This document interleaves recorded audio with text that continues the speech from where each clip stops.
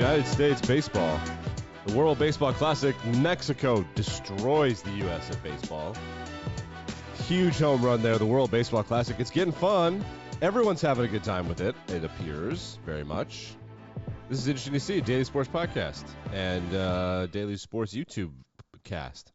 I know how the internet works, kind of. Relax.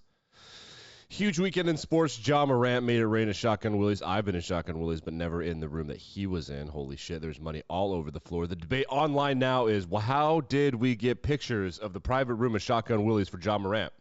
And why is the CEO of Shotgun Willie's talking about Ja Morant? That is the conversation. Ja Morant, the guy with the gun from Memphis. Not like the superstar from Memphis, just the guy with the gun. Yeah, that's what he's done to himself. They were like, hey, he doesn't drink. He just tipped everybody $50,000. And now everyone's like, why are you talking about it? Like, dude, they're talking about it so you'll go the fuck away. Google Shotgun Willie's murder investigation. Shotgun Willie's is a legendary place. It's been revamped to look like a Holiday Inn Express a little bit, but it's been around for a while. It's not the Wild West is not over just because we have the internet now. I mean, Google that fucking place. All right. World Baseball Classic is still happening. Japan had a sweet moment. We're going to talk about the Bears trade. We're going to talk about the Jalen Ramsey trade. We'll talk about the bracket, but we're going to start with baseball because that's how you say it in Espanol. Japan crushing everybody. They beat Australia yesterday, 7-1. The Aussies, they're just not populated enough to be really good at multiple things. So they choose to be pretty good at cricket and really good at rugby. And also, they have some really good football players. And if you throw New Zealand and Australia in together, which, like, you're brothers, I don't care. It's like Canada, the U.S., and Mexico. Like, we're all related depending on which border you're next to. They're really good at them and New Zealand are very good at a couple things. And I imagine it's a really good rivalry. But those cricket games or rugby games between New Zealand and Australia have to be sweet. Okay, so something really cool happened over the weekend. I think it might have been on Friday, depending on what time zone you're in or what part of the world you're in. Shohei Ohtani, remember we showed you that home run a couple days ago? Hit a bomb, and then something really cool happened. I think that they were playing in Japan because the World Baseball Classic, I think, is just happening all over the world, which is dumb, I think, but whatever. He hit an enormous home run. He's, this huge Japanese icon. I've been saying it for 2 years. Best team sport athlete in the world. Hits this bomb. It goes into the crowd. And hold on. Catches Shohei. I'm going to mute this. I'll show it here. This is a TikTok from Ben Verlander, Justin Verlander's brother who covers the sport. The ball goes into the crowd. The woman who catches it just hands it to other people. And they all, watch this. She hands it to other people. They all just take their turn holding the ball and, being mesmerized by it, and then they hand it back to her. So this is her talking with the guy who, has the ball. Look at him. They're just like, here, look, did you see Shohei's ball? And they're just all, passing around. They're all like, yay, here it is. That's what a celebration of baseball. This is what I think the romance of this is what baseball used to be. Maybe Americans ruin baseball. Obviously, we ruin everything. When we make it about ourselves and money. People were injured fighting over Barry Bonds' ball and Aaron Judge's 66 home run. And look at them. They're just that's not a record or anything, but how many home runs did he hit in Japan when he's representing Japan? My guess is this is the only one so far. I don't remember the last World Baseball Classic, but World Baseball Classic is popping off. Before we get to the National Football League, we first must get to something a little bit more important, and that is the XFL and Her Lady's Majesty, St. Louis, Missouri. St. Louis has an XFL team, and prior to the pandemic, they were really into it. The pandemic comes, they shut it down. The St. Louis Battlehawks are like a fucking – look at their 40,000 people showed up to a St. Louis Battlehawks game. These people who lost the Rams, they fucking hate Stan Kroenke. They hate him for taking the Rams. Stan had to pay almost $1 billion to the city of St. Louis for lying to them about taking their NFL team. And now the Rams are a trash organization. We'll get to that later. Just garbage. They run so terribly. They won that Super Bowl and then they forgot how to invest. It's but the Rams are not too big to fail. They're not going to get bailed out by the government. It's a little Silicon Valley Bank joke for you. Listen to this.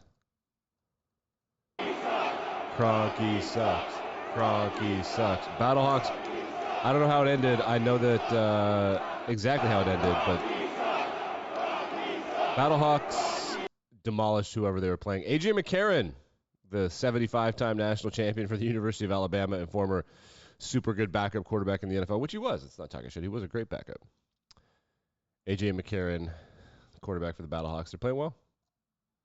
They're playing well. I wish that this would happen. I wish the XFL would play during football season so that we could start talking about the Battlehawks and it could start taking away headlines from the NFL. That would crack me up. Oh, my God. That'd be so funny. If you've been on TikTok over the weekend and in sports TikTok, you might have wandered. I like hockey, so I wandered into the hockey corners of TikTok. The Minnesota high school hockey tournament, my goodness, just something for you to look into. Well, how much fun those people have with hockey is just incredible. I think we'll end with March Madness. Let's get to the National Football League. We, I believe, had finished broadcasting. I don't remember what we did last week. But the Bears have traded for the number 1 overall pick. They did not fuck it up. My goodness, did they get some compensation. I want to make sure I get this right. So the Bears are going to receive the number 9 overall pick in exchange for the number 1 overall pick from the Carolina Panthers. In addition to Carolina's number 9 pick in the first round of this year's draft, the Chicago Bears are receiving a first-round draft pick next year from the Carolina Panthers, a second-round draft pick the following year from the Carolina Panthers, so a 2023 first, a swap, and then a first-round pick in 24, so 2 firsts, a second in 25, and semi-superstar wide receiver DJ Moore, who has in his young career already got more yards than any receiver in Bears history, which is hilarious. So they did not fuck it up, but as a Lions fan, I'm just super glad that we don't have to play against the Bears with Will Anderson. I for sure, she is Asian is trending in the United States, huh? Good. That's not something I'm going to click on. Or is that about the Oscars? I don't have time for that. Yeah, so they get DJ Moore, 2 firsts, a second, and DJ Moore. I think there's some other swaps in there, but who cares? That's a pretty good haul, to be honest. I think I'm pretty impressed with them. Who knows? I've been telling y'all for months it's going to be C.J. Stroud first overall. He's the best quarterback that's over 6 feet tall. C.J. Stroud market completely exploded. He is now the odds-on favorite to go number 1 overall for 2 reasons. One, he looks like Jared Goffey, Nick Folesy, Matt Ryan-y, guys that Frank Reich, the head coach of the Panthers, would like, number 1. Number 2, he is the best at playing the game of football. Bryce Young looks like he's the best quarterback, but he's short. Stroud is just a good football player. He's got the one game on tape where he can scramble, and everyone's like, yeah, you do that more, you'll be a star. Frank Reich's like, I'll teach you. But Frank Reich got Carson Wentz the MVP, basically. Dude. So I kind of think that you don't have to move up to number 1 to get C.J. Stroud or Will Levis or Bryce Young or Anthony Richardson. You have to move up to number 1 to get your pick of them, but they were going to be. I think one of those guys is going to be available at 5 or 6. That's just my take. I don't know, but they did it. Now there are rumors that they don't know who they want, buddy. I guess that's the safe thing to do. They immediately started saying they're open to trading down. It would crack me the fuck up if they trade the number 1 overall pick and get basically as much as the Bears got. The Colts are idiots. They'll do it. If the Panthers trade the number 1 overall pick to like Houston or something and they turn the number 9 overall pick into number 2 over, it's going to get really interesting. Free agency tampering window starts today at noon. So no pen can be put to paper, I think, until like Thursday. But they can announce the deals today, and then they'll fly to their new locations, take a physical, sign it, meet some people, whatever. So trades can officially go through on Thursday. The other big NFL trade, Jalen Ramsey, the super-duper star cornerback for your Los Angeles Rams. Remember the Rams traded 2 first-round picks for him. They were going to move on from him. They're breaking it down. Man, they got a haul. They got a 3rd-round pick and a tight end. Look at that soundboard. Oh my gosh, my preloaded soundboard. That's so fun. They got a 3rd-round pick and a tight end. Ask me about the tight end stats. Hey, Nick, is the tight end good? I don't know. He's had 1 catch. Rumors were that Detroit was in on them and may have even offered more than the Dolphins did, but this is all hinging on or dependent on Jalen Ramsey getting a contract extension. So If he didn't want to sign with Detroit after landing there, he could have either held out or played for a year and then held out and then not wanted to go there. I think he wants to, A, live in Miami over Detroit. B, Miami's further along in their rebuild. Now with Jalen Ramsey, I think that the Dolphins will be the Super Bowl favorites in the offseason. I'm going to put that out there right now, them or the Jets, depending on Aaron Rodgers. And 3, Michiganders pay more taxes than Floridians. So, I mean, like, states, in order to compete for guys like Jalen Ramsey, no tax breaks for rich people. There should be tax breaks for athletes. I'm saying it right now. I love my sports. And having Jalen Ramsey in Detroit is better for the people of Michigan than it is to have him and tax him, because he's not going to go if he has to pay taxes. I think athletes should not have to pay taxes at the same level as other people. Sorry. I think that having them there is better for the economy, and they don't have to be there. It's not like Amazon opening a department store. That's a business. They should have to pay taxes. Athletes, they'll just say, like, I'm going to go to Florida. I'm not paying those taxes is what they're saying. So I cannot pay them in Florida, or I cannot pay them in Texas or Tennessee, but I'm not paying them. Whatever. So Jalen Ramsey, the Rams get jack shit for him. They're breaking it down. Rumors are they are trading Stafford. They're not trading Stafford. Aaron Donald's got to be looking around like, the fuck am I doing? I want another ring so I can get crazier and crazier. I think that Aaron Donald will be moved soon. There's just a gut feeling. They also have the best receiver. So they had the best receiver, defensive tackle, and corner on the same team at the same time. They won a Super Bowl out of that. So who knows with Cooper Kupp? I think he'll be there long term. I think he's the only one that survives this. I think Stafford might be on the move. If the Jets don't get Rodgers, I could see them getting Stafford. I could see them going out and getting Stafford. Who knows, man? Who knows? NHL over the weekend, the Boston Bruins home and home with Detroit. They split with Detroit. Big games as Boston clinches a playoff seed earlier than any team in NHL history. They're the greatest NHL team in regular season history up to this point. So we'll see if they can break the record. The record is like 130-something points set in the 70s, I think, by Montreal back when there were like 10 teams.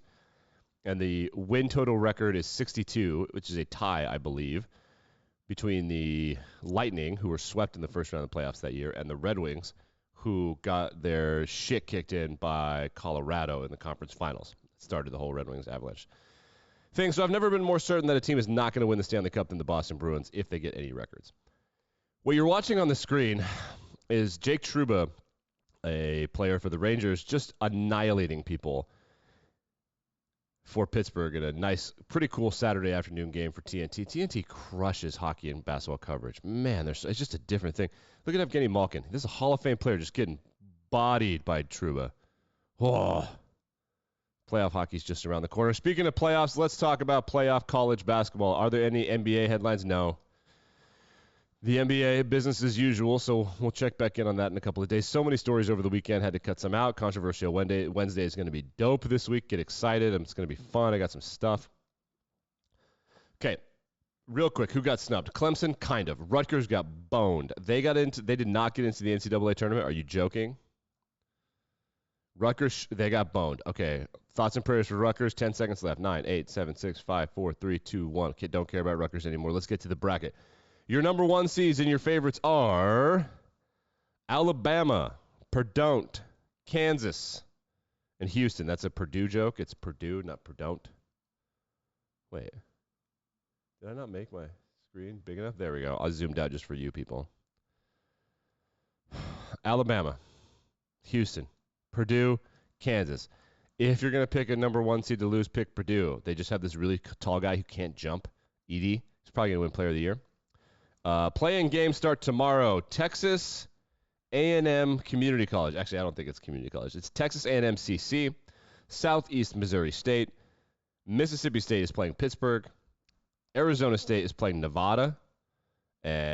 Texas Southern is playing Farley Dickinson. Farley Dickinson got in because the team that won their conference, let me see if I get this right. The team that won their conference isn't eligible for some reason. I don't know if it was sanctions or maybe they're trading conferences and their conference was mad at them. Something happened, so they're not eligible.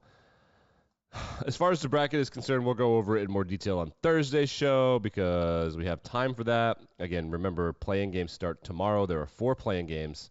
4 16 seeds will play against each other to sneak in, and then 4 11 seeds will play each other to get their matchup against 6 seeds, which is a clever way to do it. I don't mind that one bit. The big news over the weekend in terms of the college basketball, North Carolina, the first number one seed in college basketball history, the first preseason number one in college basketball history, to not make the tournament. They put out a statement saying, we ain't playing in the NIT. All season, our focus and goal have been being the best team we can possibly become and reaching all our potential to give another opportunity to compete for an NCAA championship. Although we no longer have that opportunity this season, what we had hoped, blah, blah, blah, we're not going to the NIT. They're getting shit on for that, rightfully so. That's so funny. The NIT is, of course, the losers bracket for people who don't make the tournament. If you're a young team or you're not a really big college basketball blue blood, you should play in the NIT, obviously, because it gives you more practice, more time together, get your seniors more stuff. You're basketball players. Why don't you want to play basketball? North Carolina thinks they're hot shit, so they're embarrassed. They are embarrassed by this. We don't really play in the losers bracket. Well, yeah, you do. That's so funny. Michigan did not do that. I thought that they might do that. Are they going to accept a bid to the NIT? Who knows, man. I hope they don't. I hope they shirk it too. That shit would crack me up. MLS opening weekend in Minnesota. Actually, I don't know if it was opening weekend. I don't follow the MLS because I watch Premier League. But look at this. Look at the snow on the field in Minnesota. And referee Chris Penso gets us underway. The sights and sounds fitting of opening day in Minnesota. All these Latin Americans and Europeans what the fuck am I doing? What am I doing? USA, they're going to make these guys play outside of Minnesota? At soccer? I guess. Those are objectively sick jerseys by the Minnesota. I have no idea. Don't know the name of the team in Minnesota. Might be. All right, back and better than ever. We're going to start playing games, gambling review tomorrow.